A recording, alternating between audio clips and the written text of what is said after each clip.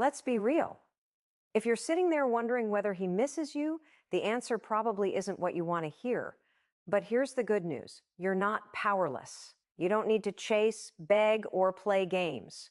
What you do need is strategy. And it starts with understanding how the human brain actually works when it comes to attraction, attention, and emotional connection. Today, I'm giving you 3 powerful psychology-backed ways to flip the script and make him feel your absence in a way that hits deep. No manipulation, just truth, confidence, and science. Ready? Let's go. Creating emotional contrast is one of the most effective psychological tools to make someone genuinely miss you, and it's rooted in how our brains form attachments and memories. At its core, emotional contrast is about shifting the emotional experience someone has when they're around you versus when you're not. The reason this is so powerful is because the brain is wired to notice changes and patterns. We remember extremes, moments that are especially joyful, painful, exciting, or disappointing. The more emotional impact an experience has, the more likely it is to be stored in long-term memory. So, when you intentionally create emotional contrast in a relationship, you become unforgettable. This doesn't mean playing games or being manipulative. It means showing up as your full, authentic self, but doing it in a way that creates a noticeable difference between the time they spend with you and the time they spend without you. Think about the best conversations you've ever had, the ones that left you energized, inspired, or deeply seen. Now imagine someone being the source of that kind of connection and then suddenly stepping away, not in a dramatic or punishing way, but simply returning to their own life. That contrast, the emotional high followed by space, creates a longing. It makes the brain say, well, I want more of that. This is how missing someone starts, and emotional contrast is the spark. The problem many people face when trying to get someone to miss them is overexposure.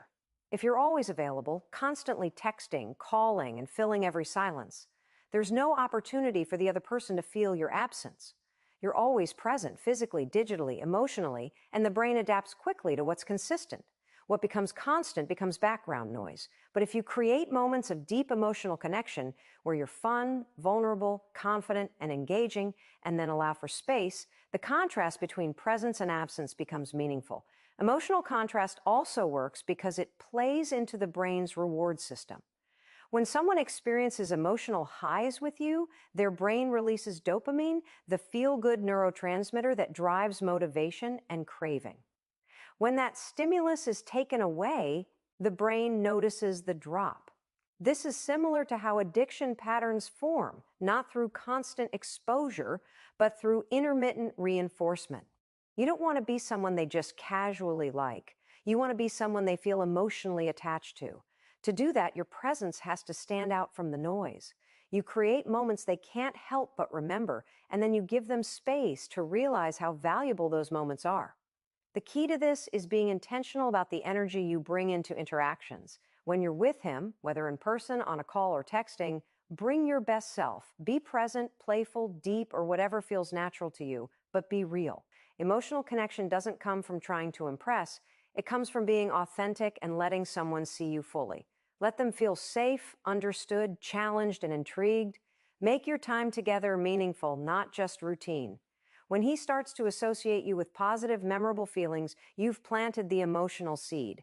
Then comes the hard part, stepping back, not ghosting, not punishing, but allowing the connection to breathe. This is where many people trip up, because space can feel risky. You might fear he'll forget you or move on. But here's what psychology tells us. We don't miss what's always available. We miss what we can't have all the time. Absence doesn't just make the heart grow fonder, it makes the brain more focused. When someone's gone, our minds naturally fill in the blanks. We revisit memories. We wonder what they're doing. We start to crave their presence, especially if that presence made us feel good. That's the power of contrast. One important nuance here is to stay emotionally centered during the space. You're not stepping back to manipulate or punish. You're stepping back to return to your own life, your goals, your friends, your passions. That energy is magnetic. People can sense when you're living fully, and it naturally draws them in. It also shifts the dynamic from you chasing them to them wondering about you. And that shift is everything. When he starts to think, why haven't I heard from her? Or I miss the way she made me feel, you've created emotional contrast. Another layer to this is the psychological concept of novelty.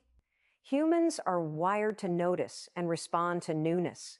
If your energy is consistent but your presence isn't constant, he experiences you as both familiar and novel, someone he knows but still wants to know more of. That combination keeps people intrigued. It keeps the mind engaged, and it keeps the emotional bond growing, even in your absence. It's also worth noting that emotional contrast can help you assess the strength of a connection. When you give someone space and they don't reach out, it might sting, but it's information. It tells you something about where their emotional investment truly is.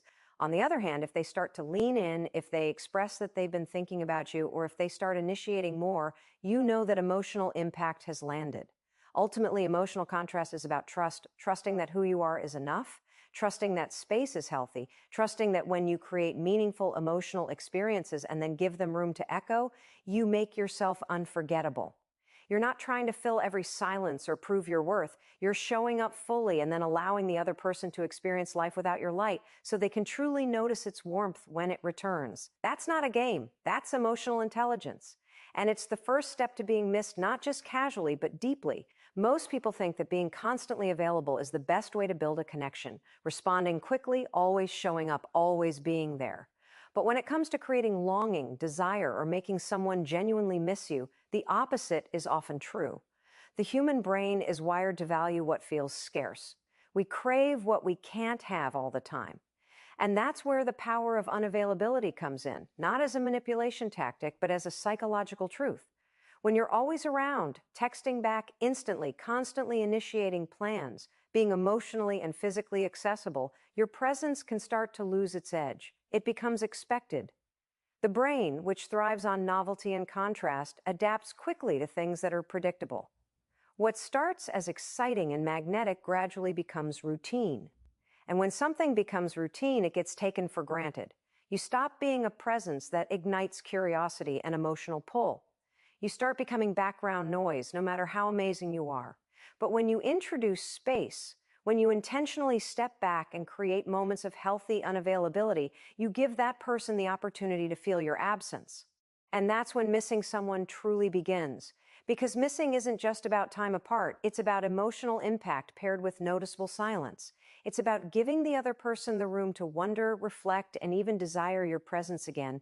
That space isn't empty, it's full of potential energy. It's the space where connection grows in the mind of the other person. Let's be clear, this isn't about ghosting or punishing someone with silence. That kind of behavior isn't rooted in confidence, it's rooted in fear or control. What we're talking about here is strategic, grounded distance that invites the other person to come forward. It's about no longer chasing. It's about shifting your energy from constant output to quiet self-containment. When you're no longer always there, the dynamic changes. You become someone who has a life, who has priorities, who doesn't need validation from anyone. And that energy is magnetic. People feel it. Psychologically, this ties directly into the concept of meter-reactance, a phenomenon where people react negatively when they feel their freedom to choose is being restricted. If you're constantly available, the other person has nothing to choose about you, you're already there. But when you're less accessible, even slightly, it activates their sense of agency. They start to feel like they have to reach for you, and that reaching increases value in their mind. The very act of pursuing you, even subtly, makes them more emotionally invested.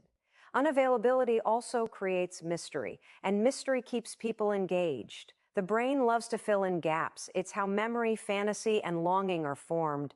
When someone doesn't know exactly what you're doing, how you're feeling, or who you're spending your time with, they start to wonder. They start to imagine.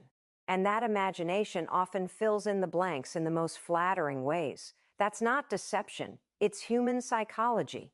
We're more likely to idealize what we don't fully understand, and that idealization leads to deeper emotional hooks. Being unavailable doesn't mean being cold or distant when you do interact. In fact, it's quite the opposite. When you are present, be fully present. Be warm, open, and emotionally connected. The key is contrast. The emotional experience when they're with you should feel rich, real, and full. Then, when you step back, that absence is felt even more.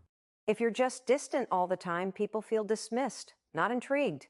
But if you create powerful, positive moments and then give space, your presence lingers long after you've left. That lingering is where missing begins. It also allows the relationship to breathe. Constant communication might feel safe, but it can suffocate emotional growth. People need space to reflect on how they feel, to notice patterns in their own reactions, and to gauge how much someone really means to them. Without that space, everything gets blurred together, and emotions never have a chance to crystallize. When you step back, you're not abandoning the connection. You're giving it room to deepen. And while all of this is happening on their end, while they're noticing your absence, replaying your last interaction, wondering when they'll hear from you again, you stay grounded in your own life. You're not anxiously waiting by the phone. You're investing in yourself, your passions, your joy. That's the secret ingredient. Because emotional unavailability only works if it's real. You can't fake it. If you're pretending to be busy while obsessing over them in silence, it shows in your energy. But if you're genuinely living, growing, exploring your own world, that energy radiates, and they feel it. There's also a deep psychological link between scarcity and value. It's why limited editions sell out. It's why we chase goals that are just out of reach. Our brains equate rarity with worth. So when you stop being omnipresent, when you're not the person who's always one text away, you start to feel more rare, more valuable without even saying a word. Your silence speaks. Your absence becomes a presence in their mind. And over time, that absence becomes a mirror. It reflects back their true feelings. If someone really values you, that space will draw them closer. If they don't, the silence will reveal the truth. Either way, you win. Because you're not chasing, you're creating space for clarity, and clarity is everything. So remember, being unavailable isn't about playing games. It's about protecting your energy, honoring your own life, and letting others rise to meet you. When you do this with confidence and warmth, people feel it. They sense the shift. And more often than not, they'll come looking for what they suddenly realize they're missing you. When it comes to making someone miss you, one of the most underestimated tools is the power of emotional association. We often think that people miss our physical presence, our face, our voice, our touch, but what they truly miss is how they felt when they were around us. Human beings are emotionally driven creatures. We form attachments based on feelings, not facts. So if you want someone to long for you, to think about you when you're not there, and to feel a pull back toward you, you have to become someone they associate with positive, uplifting, emotionally rich experiences.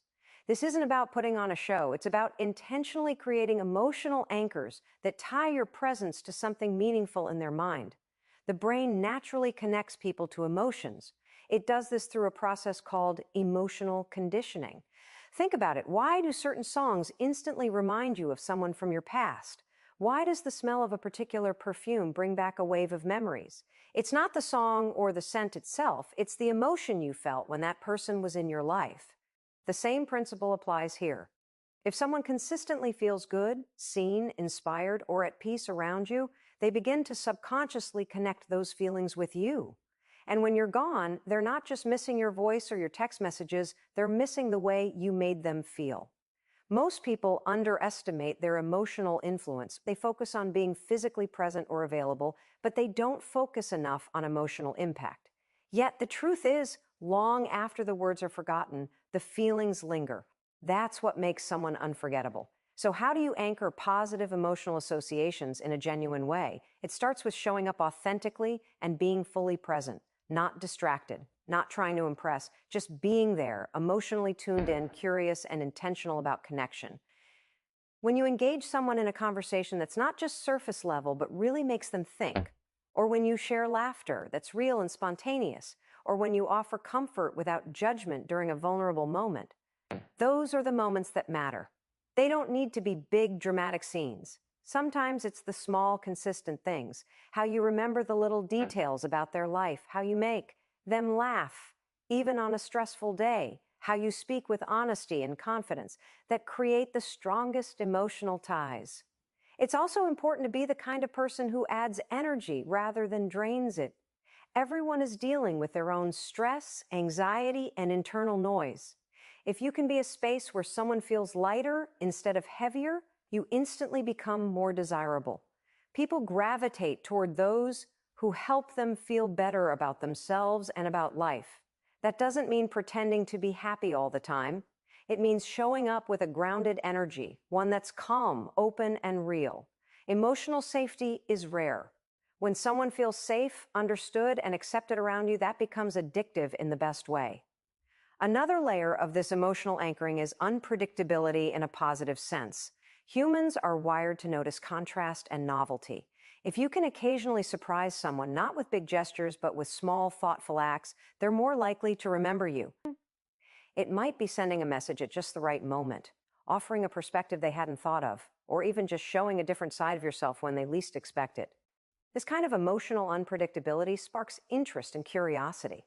And when someone is curious about you, they start thinking about you even when you're not around. Here's the psychological twist. When you pair emotional highs with absence, you create a craving. The brain remembers the last emotional imprint and then notices the lack of it. If that imprint was positive, the absence creates desire. This is how emotional associations work. You leave a part of yourself in their mind, not through words or promises, but through feeling. When they wake up the next morning and feel a little emptier without your voice or your presence, that's emotional anchoring in action. But this only works if you're genuine. Trying to manipulate someone's emotions without sincerity always backfires. People can sense when something's off.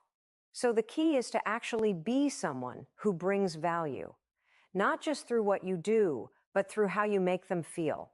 Are you present when you're with them, or distracted by your phone? Do you listen deeply, or are you waiting to talk? Are you encouraging or subtly critical? These little differences determine whether someone will walk away feeling uplifted or depleted. The most magnetic people are those who help others feel more connected to themselves.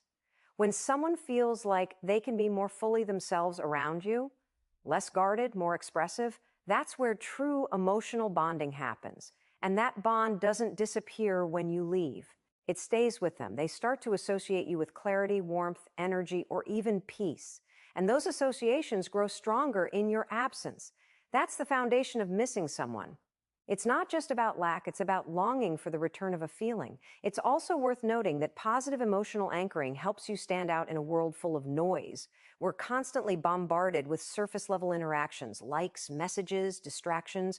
But when someone comes along who really sees you, listens with intention, and leaves you feeling better than before, they rise above the noise. They're not easy to forget. In fact, they're hard to stop thinking about. So if your goal is to make someone miss you, stop worrying about saying the perfect thing or playing the perfect role. Focus instead on how you show up emotionally. Focus on being memorable through feelings, not just words. Give them something to crave: connection, ease, excitement, depth. And then, when you step back and give them space, those anchored emotions begin to echo in their mind. That's when the missing begins. Not because you vanished, but because the emotional experience you gave them can't be easily replaced. And once someone realizes that, they don't just want you back, they want the feeling you brought into their life. If you've ever found yourself replaying an unfinished conversation in your head, obsessing over something someone said but never followed up on, or wondering why that one person just suddenly stopped reaching out without explanation, you've experienced the Zeigarnik effect. This is a powerful psychological principle that explains why we remember uncompleted or interrupted tasks better than ones we've finished. And when it comes to making someone miss you, this principle can be one of the most quietly influential tools at your disposal. The Zeigarnik effect was first observed by psychologist Bluma Zeigarnik, who noticed that waiters could remember unpaid orders with incredible accuracy, but once the order was paid and completed, it quickly faded from memory. In other words, the mind holds on to things that feel unfinished. And this applies not only to tasks and goals, but also to human interactions, emotional exchanges, and even relationships. In romantic or emotionally significant connections, the same rule holds. When something feels unresolved, whether it's a conversation, a shared experience, or an emotional bond, it lingers. The mind keeps circling back to it, trying to complete the loop. This is what creates emotional tension and curiosity. It's why you find yourself wondering what that person is doing, what they're thinking, or why they pulled away when things felt so real. It's also why a sudden pause in attention can sometimes spark more obsession than consistent communication ever could. So how do you use the Zeigarnik effect in a healthy, intentional way without manipulation or mind games? It starts with understanding how to leave just enough open-endedness in your interactions to invite the other person to mentally revisit them. That doesn't mean being vague or confusing. It means creating emotional moments that feel like the beginning of something, not the conclusion. For example, instead of always closing a conversation neatly with a "bye, good night, Friday," or "I'd talk tomorrow," you might leave it with a thoughtful question, a shared memory, or a spontaneous thought that invites reflection. Something like, "See, Effie, ever think about how different life would be if we'd met 5 years earlier?" Or, "And I feel like it's a lot about you I haven't even seen yet." These aren't manipulations. They're emotionally real and slightly unfinished. They leave room for thought. They spark curiosity. And that curiosity keeps you present in someone's mind long after the conversation ends. Another way to engage the Zeigarnik effect is by pulling back or going silent after a moment of connection, especially if that connection felt meaningful. Think of a time when you had a powerful conversation with someone or shared an emotional experience, and then they didn't follow up right away. That silence becomes loud. It draws you in, makes you replay everything, makes you wonder if they felt what you felt. That's the Zeigarnik effect at work. It's not the presence that drives longing, it's the interruption of something that felt like it could go deeper. This doesn't mean disappearing or ghosting, and it definitely doesn't mean being emotionally withholding. It means understanding that constantly resolving every emotional thread can actually work against creating desire. If every interaction is perfectly wrapped up, there's nothing left for the brain to seek out. It feels complete, and completion signals closure. But when you leave just a bit of openness, when someone senses there's more to know, more to feel, more to explore, they stay emotionally engaged. It also works because the human brain craves patterns and resolution. When we don't get closure, we become slightly obsessed with it. We want to solve the puzzle or figure out what went unsaid. That desire can be redirected into longing. It makes someone far more likely to revisit your messages, think about your expressions, remember your words, and wonder about your silence. You're not pushing yourself into their life. You're allowing their own brain to bring you back again and again. A key part of triggering the Zeigarnik effect in relationships is self-control. Most people want to chase connection, to keep talking, to make things clear. But sometimes the most powerful thing you can do is pause at the emotional high point. That's when impact is strongest. You leave before the energy fades, and that energy continues to echo. The mind holds on to it because it didn't end on a neutral note. It ended with tension, curiosity, or wonder. This technique doesn't just make someone miss you, it elevates your presence in their mind. You become associated with emotional curiosity, depth, and unresolved potential. You're not just someone they like talking to. You're someone they need to talk to again, because the story with you doesn't feel finished. In the end, the Zeigarnik effect isn't about creating confusion or withholding love. It's about respecting the power of mystery and emotional pacing. It's about knowing that less can sometimes be more, that silence can speak louder than a dozen texts. When you combine that with genuine emotional presence, authenticity, and confident detachment, you don't just become someone they remember. You become someone they can't stop thinking about. So here's the truth. If you want him to miss you, really miss you, it's not about games, drama, or trying to be someone you're not. It's about understanding the psychology behind connection, attraction, and emotional impact. When you create space instead of always being available, you give him room to feel your absence. When you leave him anchored to the way he feels around you, safe, excited, inspired, you give him something to crave. And when you leave just enough open-endedness, that unfinished emotional thread, that's what keeps you living in his mind long after you're gone. This isn't about chasing. It's about knowing your worth and letting that energy do the work for you. You become the person who doesn't need to beg for attention because your presence speaks volumes and your absence even more. You're not just another person in his day. You're the one he keeps thinking about when the world gets quiet.